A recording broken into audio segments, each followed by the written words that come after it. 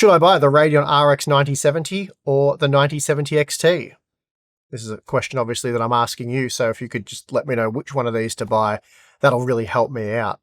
But no, seriously, this is a question I do get asked quite a lot. It's something I've found quite surprising, but nonetheless, it is a question that we are going to address with today's video. So for those of you unsure about which model is best for you, we'll go over everything, including the basics for those of you who don't live and breathe this stuff.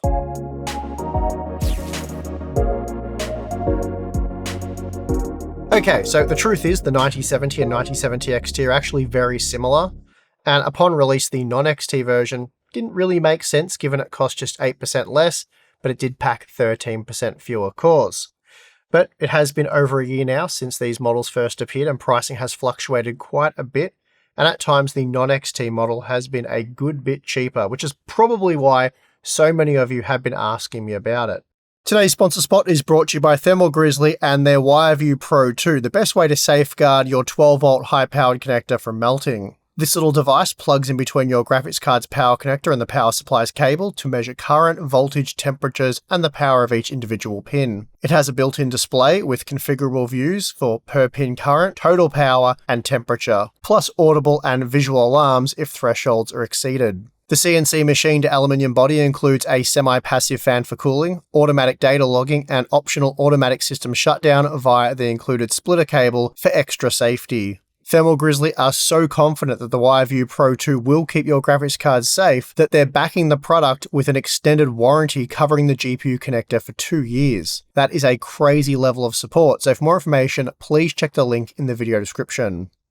In terms of specifications, both offer 16GB of 20 gigabits per second GDDR6 on the same 256-bit wide memory bus for a bandwidth of 640 GB per second. They also both have the same 64 megabytes of Infinity Cache, and they both support PCI Express 5.0x16. Where they actually differ is in their core configuration. The RX 9070 features 3,584 cores, whereas the XT version gets 4,096. And that's a 14% increase. The cores are also clocked higher, boosting to 2,970 MHz according to the official AMD spec, opposed to just 2,520 MHz for the non-XT model. And that means the 9070 XT clocks 18% higher. So based on all of that, you might expect the XT model to be quite a bit faster. But, as it often does, it depends. Most models don't adhere to the AMD reference clocks. The Sapphire Pure models, for example, only see a 5 to 6% clock speed discrepancy between the two versions, while the Pulse models are more like 9 to 10%. The Power Color Hellhound RX 9070 averaged a clock frequency of 2,745 MHz in our testing, and that meant that the Sapphire Pure 9070 XT clocked 13% higher on average, while the Asus TUF Gaming 9070 XT averaged 3.2 GHz, meaning it clocked 17% higher. Now, you might think given most 9070 XTs seem to have no issue operating their clocks at around 3.2 GHz, that it would be easy to overclock the non-XT versions to similar frequencies, given they are effectively the same product but with fewer cores. Unfortunately though, that isn't the case, as most RX 9070s will max out at around 2.8 GHz, and this is due to the power limits enforced by AMD. The only way around this is to flash the GPU with a new BIOS, though that can come with a few issues. The BIOS requires a valid signature to work, which means you will need to flash the original BIOS with a version from a similar model. So the Pure 9070 with the Pure 9070 XT, for example, or at the very least a 9070 with the same I/O configuration. So the same amount of display ports and HDMI outputs. Now, as I said, the RX 9070 is a 9070 XT, but with some cores disabled. And I should note that these disabled cores cannot be re-enabled. At factory, the cores are laser cut, meaning you cannot just enable them with a 9070 XT BIOS. But what the BIOS does do is significantly increase the PPT, or power limit, providing increased power headroom for higher core frequencies, resulting in enhanced performance. But ignoring all of that, the 9070 XT has 14% more cores, and generally clocks around 10% higher. In our day one review, I found that the 9070 XT was an average 9% faster at 1440p and 14% faster at 4K. But since then, we've seen a number of display driver updates along with a new version of Windows 11, game updates, and of course, some new games. So since I was updating the data for some of my big GPU head-to-head benchmarks, I thought I'd add in the RX 9070 so we can see how it compares to the XT version across a massive range of games. That said though, I won't go over all 50 graphs individually for this video, given how similar these two products are. But we'll look at a few key games and then we'll check out the average data, but I will make all graphs available over on our Patreon page for free. Alright, let's get into the data. Starting with Spider-Man 2 using the very high quality preset, the 9070 XT was 10% faster when comparing the average frame rate at 1440p and then 14% faster at 4K. However, we are seeing a more significant 21% increase for the 1% lows at both tested resolutions. We're also seeing similar margins when switching to the more demanding Ray Tracing Ultimate preset. At 1440p, the XT model was 22% faster for the 1% lows, though just 12% faster when comparing the average frame rate. Jumping up to 4K did blow the margins out, and now the 9070 XT is seen to be delivering 29% greater average frame rate performance, with 26% stronger 1% lows, which is about the largest performance difference you can expect to see between these two models. Changing gears with the LEGO Batman game, we'll start with the medium quality data. At 1440p, the 9070 XT was up to 10% faster, seen when looking at the 1% lows, though that margin was extended out to 15% at 4K. Then when running the more demanding Epic quality preset, the 9070 XT wound up 13% faster at 1440p, but 21% faster at 4K, or 24% faster when comparing 1% lows. So again, it's the most demanding test conditions that hand the XT model its biggest gains over the standard version. Up next, we have 007 First Light, and we'll kick things off with the medium quality results. At 1440p, the 9070 XT delivered a 12% boost in average frame rates over the standard 9070, alongside a more modest 7% uplift for the 1% lows. Scaling the resolution up to 4K broadened that gap quite considerably, allowing the XT to pull ahead by 17% on average and 15% for the 1% lows. Then when cranking the settings up with the ultra quality preset, the 1440p performance showed the 9070 XT maintaining a 12% lead for the average frame rate, and then the 1% lows were improved by an 11% margin. Finally, at 4K, the average frame rate advantage held steady at 12%, but the 1% lows experienced a much more pronounced 20% jump. Looking at Fortnite using the performance mode, the margins are remarkably slim at 1440p, with the 9070 XT edging out the standard 9070 by just 3% on average, and a mere 2% for the 1% lows. Pushing the resolution to 4K sees the gains widen slightly to 7% across both the average frame rates and 1% lows. Then, stepping up to the Epic quality preset with Ray Tracing paints a better picture for the XT variant. At 1440p, it nets a 9% average frame rate advantage and a 10% boost to the 1% lows. Meanwhile, at 4K under these heavy RT settings, the 9070 XT secures its best result in this title, finishing 10% faster on average, with 13% stronger 1% lows.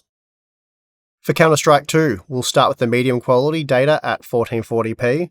Here the XT model commands a solid 14% lead for the average frame rate, though that advantage shrinks to 6% when we look at the 1% lows. Then moving to 4K with the medium settings, things even out a bit, yielding a 12% gain in average frame rates and an 11% improvement for the 1% lows when looking at the XT model. Then, turning to the very high quality preset at 1440p, we see the 9070 XT delivers a clean 14% performance bump for both the average and 1% low metrics. Interestingly though, at 4K the gap tightens again. The XT offers a 10% average frame rate increase, but only a 4% uplift for the 1% lows. Moving on to Forza Horizon 6, the extreme quality preset at 1440p shows the 9070 XT pushing 8% more frames on average, alongside a 7% bump for the 1% lows. The 4K results scaled up marginally, bringing a flat 10% improvement across both metrics. The real differentiation happens when enabling the demanding Extreme plus RT quality preset. At 1440p, the XT leaps ahead by a 21% margin on average and 22% for the 1% lows. This aggressive scaling continues at 4K, where the 9070 XT finishes with a dominant 23% advantage in both the average frame rates and 1% lows. Crimson Desert presents us with a tighter race. Using the medium quality preset at 1440p, the 9070 XT is just 6% faster on average with a minor 4% gain for the 1% lows. Then at 4K, the XT stretches its legs a bit more to achieve a 10% average frame rate lead and then 12% better 1% lows. Now, switching to the cinematic preset, we see the XT maintain a modest 8% advantage for the average frame rate and 6% for the 1% lows. Then at 4K, we see a pretty straightforward 10% increase for both the average frame rates and 1% lows over the base 9070. Finally, we have Arc Raiders, and this one showcased some substantial gains for the XT model. At 1440p using the Epic Quality preset with RT Static, the 9070 XT delivered a 10% greater frame rate on average, but a much more noticeable 18% boost to the 1% lows. At 4K using the same quality settings, it landed a 12% average frame rate advantage and then an 11% uplift for the 1% lows. Then we'll max things out with the Epic Quality preset plus RT Epic, and at 1440p, the XT is 14% faster on average, but a massive 29% faster when looking at the 1% lows. And this trend holds even at 4K, where the XT yields a 12% better average frame rate, alongside a substantially better 26% increase for the 1% lows. Now, as I said at the start, rather than go over all 52 games tested, I'll just make all the additional graphs available for free over on our Patreon page, so you can click the link in the video description to go check those out if you're interested. So what we have here is, across the massive selection of games tested, a 12% advantage for the 9070 XT at both 1440p and 4K, which is pretty well in line with our review data, which saw a 9 to 14% increase depending on resolution, though that was based on a much smaller selection of games. Just as a quick side note, you can undervolt these GPUs for even better performance, which is very quick and easy to do, though to what degree you'll be able to do it depends. I do have a lot of RX 9070 and 9070 XT graphics cards, as we've done quite a few roundups, and all of them could handle a negative 80 offset, most negative 100, and a few were even stable at negative 120, though not many.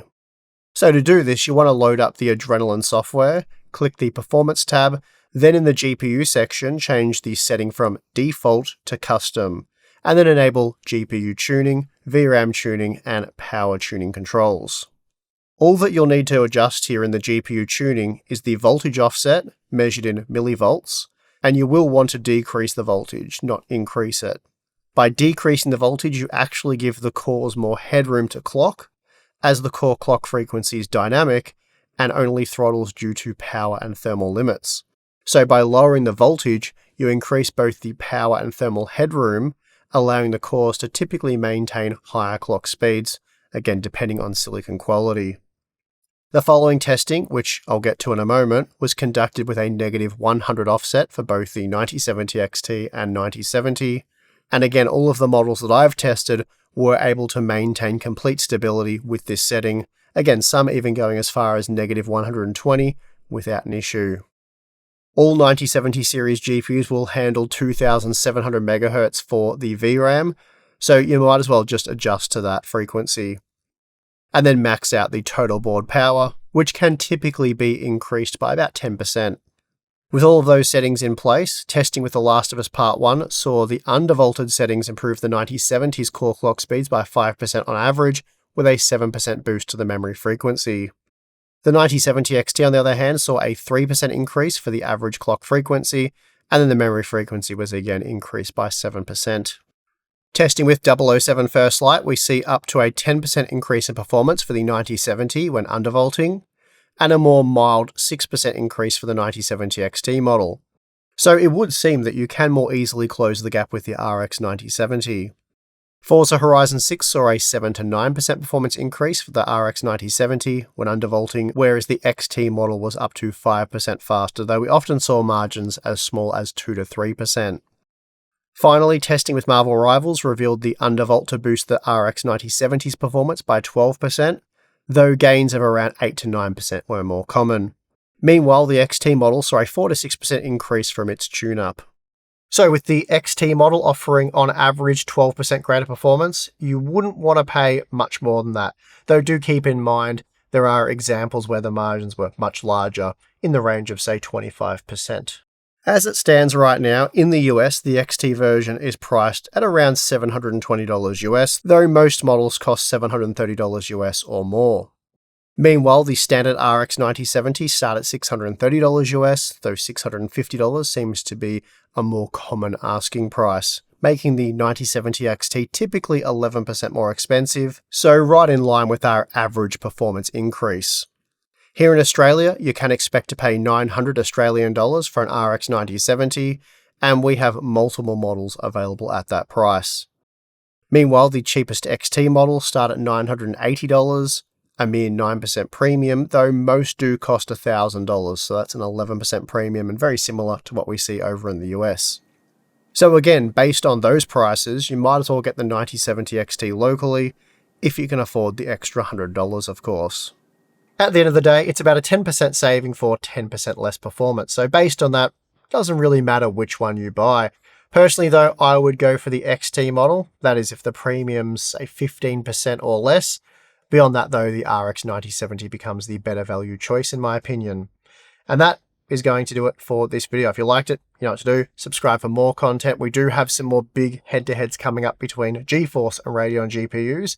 So there'll be some more 9070 and 9070 XTs compared to relevant GeForce GPUs. And those matchups are becoming more and more skewed as GeForce pricing continues to increase at alarming rates. So yeah, some interesting comparisons coming up. But anyway, that is going to do it for this one. If you'd like to support the channel more directly, we have the join button or Patreon. Signing up to either one of those things will give you access to our exclusive Discord server, monthly live streams, Q&A stuff, and behind the scenes content. So check that out if you're interested. If not, that's perfectly fine. And of course, I would like to thank you for watching this video. I'm your host, Steve. See you again next time.